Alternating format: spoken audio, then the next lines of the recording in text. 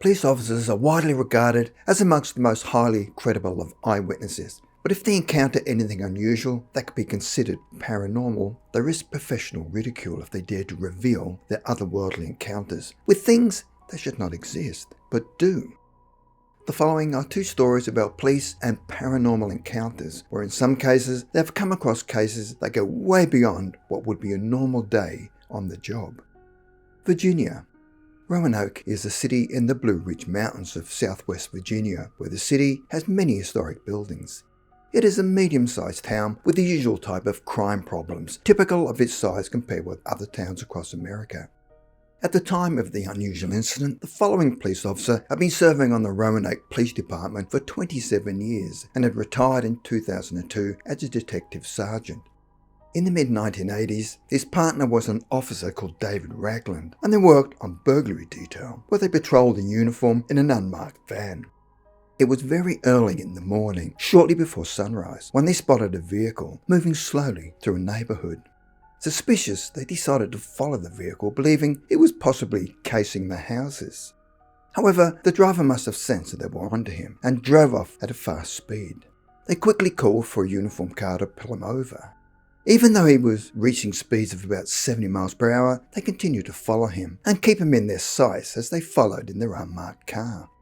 It soon became apparent that he was probably heading to the next town, which was St. Louis, which was about 685 miles away, or towards Schaffers Crossing, which had a 100-foot-long concrete railroad tunnel.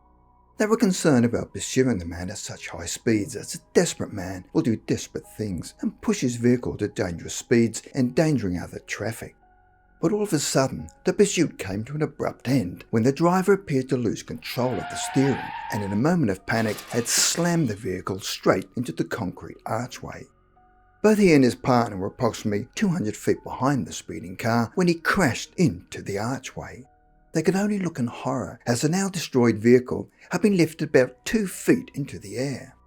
But what happened next was to shock the two police officers further when the large white male, about 5 foot 10 inches tall, managed to squeeze himself out of the small driver's window, seemingly unscathed, and raced off into the tunnel. How on earth did he survive the impact? Wasting no time, the two police officers took chase. The man was running extremely fast, but they managed to keep him in their sights. They felt they were closing the gap and drew close enough to see him clearly, but all of a sudden, the man vanished into thin air. They stopped and looked around and could see there were no other exits and checked every inch of the tunnel, but to no avail. There was simply no trace of the man. The two officers were totally confused and bewildered as they reluctantly headed back down the tunnel. As they neared the crash site, they could see their van and the driver's car that was now a total wreck. And as they got closer, they found the body of the driver still inside the damaged vehicle. The body in the car was the exact same man, as his clothing was the same, as well as his weight and height. So, who is the person that jumped out of the car and then chased down the tunnel, but was now deceased in the driver's seat, crushed by the steering wheel and dashboard? Now in shock, they called the supervisor and traffic unit to attend the scene of the accident and then told them what had occurred. How they had spotted the suspicious vehicle and decided to pursue it. How they witnessed the crash, ran after the driver but lost him when he vanished in front of their eyes. Then found him a few minutes later, deceased behind the wheel of his car, crushed by the steering wheel. Their supervisor was an older officer who had been in the force for many years and knew how the department would react if they described everything in detail. They were advised to write everything down, but to leave out all references to chasing the dead man on foot through the tunnel. The police officer and his partner are now both retired and remain close friends. His partner, David Ragland, is a religious man. However, they still occasionally talked about that evening, and neither has an opinion on what they saw. The retired officers even discussed the incident with his minister, but he could offer no explanation as to what happened. But they both say that there is no doubt in their mind that they saw and chased the spirit of the deceased driver, fleeing from them before disappearing into thin air. Michigan. January in southeast Michigan is freezing, and a police officer was on patrol in an area where people would normally flock to in summer, but in the winter months there is nothing to see but a blanket of snow. On one particular night in January, the officer was driving through a snowstorm on a road that leads to Lake Erie and spotted a man in a suit and a fedora hat. The hat looked to be the type worn by someone from the 1940s, and wrapped around him was a grey blanket. The man looked to be in a hurry or on a mission. It was snowing hard and the temperature would have been around 20 degrees, so it was the type of conditions that nobody should have been out in. The police officer figured that for anyone to be out in this inclement weather in the middle of nowhere and dressed only in a suit and blanket must be mentally ill.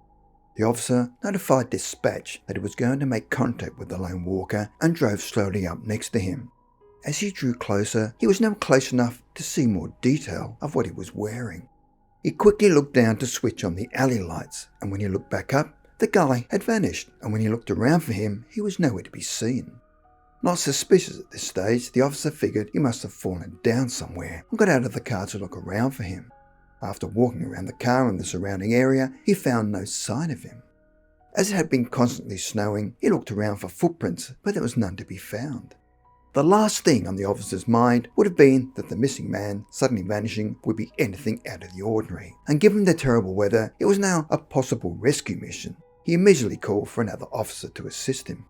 Both the officers looked around everywhere, but were unable to find any sign of the missing man, and there were no tracks of any kind to follow. After his shift had ended, he was mocked by other officers for wasting his time looking for a man who did not exist. The officer was baffled because he had seen the man as plain as day and then vanished. A short time later, he was approached by a senior officer who told him something that he was unaware of.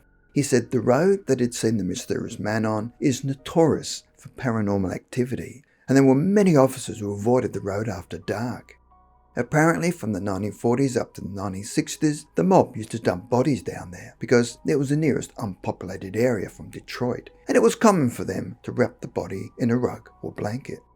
The officer later spoke to a retired officer who told him about an experience that he had once had when he was parked in the same road when he saw a horse-drawn wagon go by, and when he turned onto the road, the wagon had disappeared.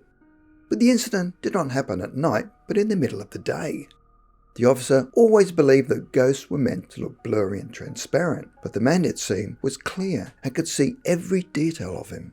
But that one incident was enough, and he never wanted to experience another one.